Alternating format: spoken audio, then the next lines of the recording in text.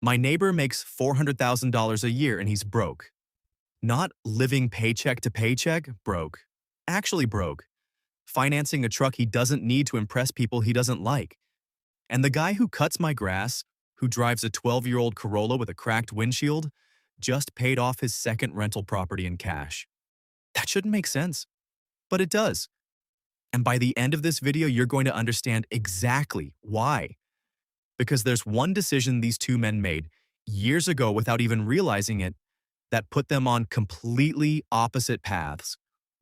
I'll tell you what that decision was. But first, I need you to sit with something uncomfortable. You have been trained since childhood, since your first commercial break, since your first scroll through Instagram, to believe that stuff equals status and status equals success. And that belief is quietly bankrupting you. Not through one big mistake, through 1,000 small ones you don't even notice anymore. Stick around because rule number 7 on this list is the one that changed my own bank account more than anything else I've ever learned. And almost nobody talks about it. Let's start here. There's a concept in behavioral economics called hedonic adaptation. Basically, your brain adjusts to whatever you have within about 8 weeks. New car, new apartment, new watch. The thrill fades. Fast. Which means most of what you're buying to feel rich is actually just renting a feeling for 2 months. That's rule 1. Stop buying feelings you can't keep. Every dollar you spend chasing a temporary high is a dollar that will never compound, never grow, never work for you while you sleep. Rich people understand this instinctively. They're not cheap. They're just allergic to spending on things that fade. Rule 2 is harder to hear. Your friend group is your financial forecast. I learned this the hard way in my 20s, going out every weekend with a group of guys who all made decent money and spent every cent of it. Nobody was doing anything wrong exactly. Just dinners, drinks, the occasional weekend trip. But added up over a year and I was bleeding $12,000, $13,000 just trying to keep pace socially. The moment I quietly stepped back from that circle, not dramatically, just less often, smaller portions of my life, my savings rate doubled within 6 months. You don't even need willpower for this one. You just need distance. Here's where it gets interesting though, because minimalism isn't about deprivation. That's the biggest myth out there, and it's rule 3. Minimalism is not about having less. It's about wanting less, so that what you keep on purpose. There's a book, Your Money or Your Life, that reframes every purchase as hours of your life traded away. A $40 shirt isn't $40. If you make $25 an hour after tax, that shirt cost you almost 2 hours of your actual finite life. Once you start seeing money as stored time, spending gets uncomfortable in the best possible way. You start asking a different question before every purchase. Not, can I afford this? But, is this worth 2 hours of my life that I will never get back? Now here's a small reward for staying with me this long. The wealthiest self-made person I've ever personally known, a man who built a chain of hardware stores from one tiny shop his father left him, still wears the same 5 shirts on rotation. Same brand, same color. Buys them in bulk twice a year and never thinks about clothes again. When I asked him why, he said something I've never forgotten. Every decision you don't have to make is energy you get to spend making money instead. That's rule 4. Decision fatigue is expensive. Every tiny daily choice, what to wear, what to eat, which streaming subscription to keep, drains a finite tank of mental energy. Billionaires wearing the same outfit every day isn't a quirk. It's a strategy. They're not lazy. They're conserving fuel for decisions that actually move the needle. Which brings us to something almost nobody says out loud, and it's rule 5. Your home is not supposed to be a museum of who you wish you were. Think about the last time you walked into your closet and felt genuine dread.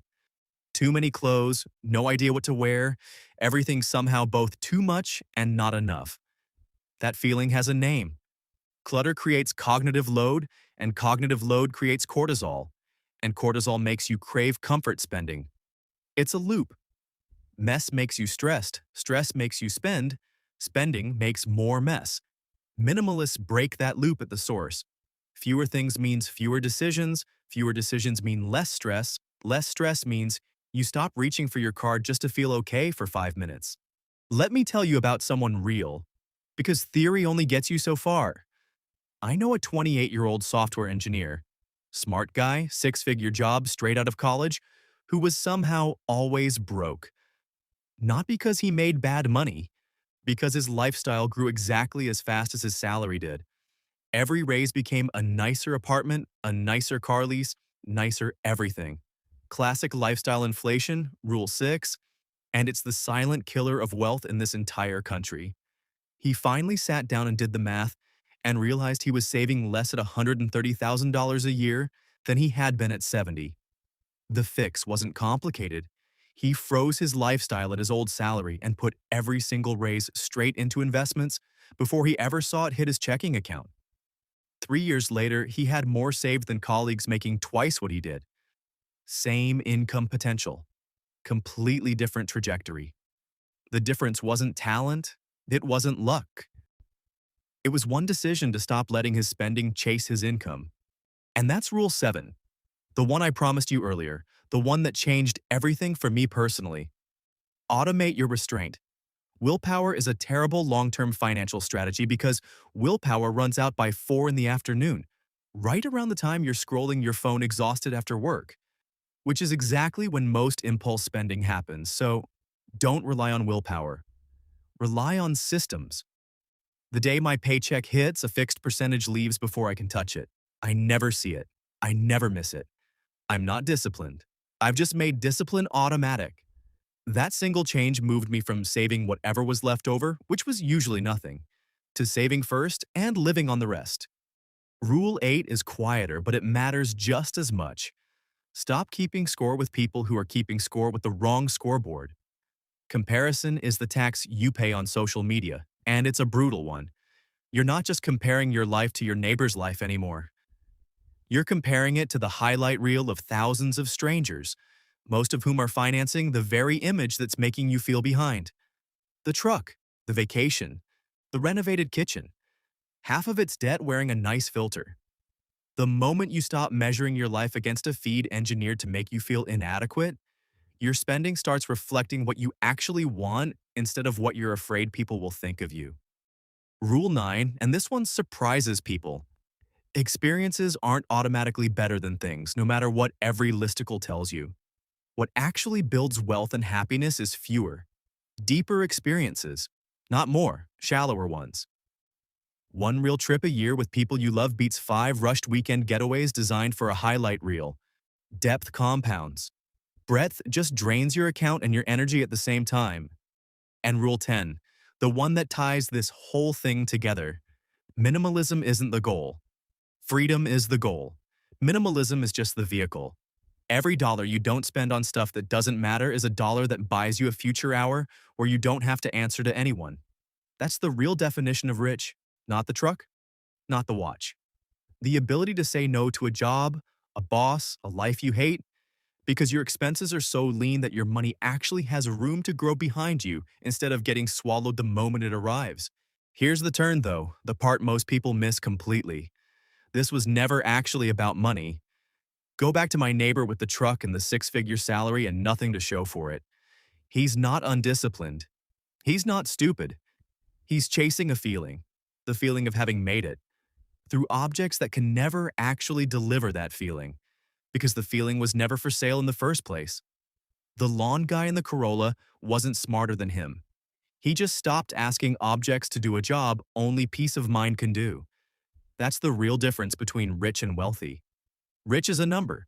Wealthy is not needing to check the number to feel okay. So if you've been sitting there this whole video quietly totaling up your own subscriptions, your own closet, your own decisions you've been making on autopilot for years, good. That discomfort is the beginning of something. It means you're finally looking directly at it instead of scrolling past it the way you've scrolled past everything else that made you uncomfortable. You don't need a bigger income to start this. You need a smaller life. On purpose, by design, built around what you actually want instead of what you've been told to want. That's not sacrifice. That's the closest thing to a cheat code most people will ever find. If even one of these 10 hit you somewhere real, drop a comment and tell me which one. I read every single one, and I want to know which rule you're going to start with tonight. And if you want more of this, more of the stuff nobody teaches you about actually building a life instead of just decorating one, subscribe because this is only the beginning of what we're going to build together.